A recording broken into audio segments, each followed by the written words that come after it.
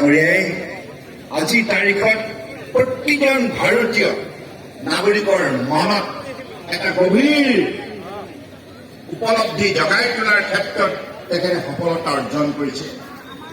তেখেতে সেই পৰ্যায়ৰ পৰা জীৱন আৰম্ভ কৰি আজি প্ৰধানমন্ত্ৰী হিচাপে কাৰ্যনিৰ্বাহ কৰোঁতেও পাহৰি যোৱা নাই।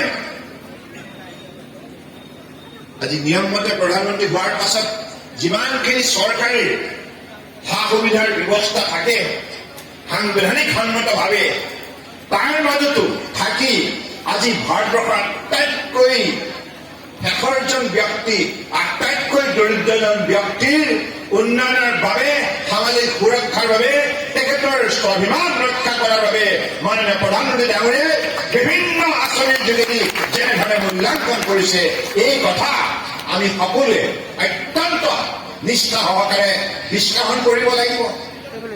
কেৱল ৰাস্তা পদূলি দলং গোটেই ভাৰতবৰ্ষ নিৰ্মাণ কৰি তেখেতে উন্নয়নৰ প্ৰতিশ্ৰুতি দাঙি ধৰাৰ বাবে প্ৰয়াস কৰা নাই। তেখেতে ভাৰতীয় ৫,০০০ বছৰীয়া সভ্যতা সংস্কৃতি আধ্যাত্মিকতাৰ শক্তি কৰ্মৰ যোগেদি প্ৰতিফলন ঘটাবৰ বাবে আৰু প্ৰতিজন ভাৰতীয়ক সেই ইতিহাস সেই গৌৰৱময় ইতিহাস স্মৰণ কৰি সেই শক্তিশালী সভ্যতা সংস্কৃতিৰ মূল্যবোধ জীৱন যুঁজত আগুৱাই নিয়াৰ বাবে আজি অনুপ্ৰেৰণা যোগাইছে।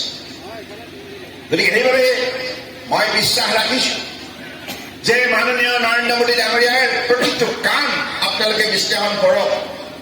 স্বচ্ছ ভাৰত অভিযান ২০১৪ চনত তেখেতে প্ৰধানমন্ত্ৰী হৈ ৰাষ্ট্ৰৰ জনতাৰ বাবে যেতিয়া তেখেতে সম্বোধন কৰিছিল বক্তব্য দাঙি ধৰিছিল সেই বক্তব্যত তেখেতে উল্লেখ কৰিছিল মই কেৱল প্ৰধানমন্ত্ৰী হিচাপে নহয় প্ৰধান সেৱক হিচাপে দেশবাসীক সেৱা কৰিবলৈ আহিছোঁ আৰু সমৰ্পিত হৈ শ্ৰদ্ধাৰে সেৱা কৰি যাম।